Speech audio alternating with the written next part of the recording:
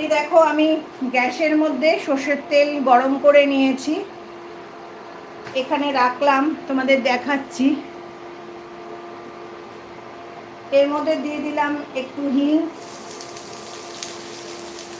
আর দিয়ে দেব 5 ফোড়ন, অল্প।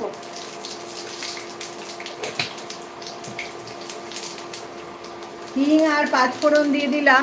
এবার দেখো আমি তেল কমানো কম হবে, এইভাবে তোমরা তেল অ্যাড করবে। যদি তোমাদের তেল মনে হয় কম হয়েছে, কাঁচা তেল কিন্তু কখনোই আচারে দেবে না, খারাপ হয়ে যাবে। এবার দেখো এটা তেলে ভাসবে। নুন চিনিটা চেক করে নিতে হবে। আর এটা আরও কিছুক্ষণ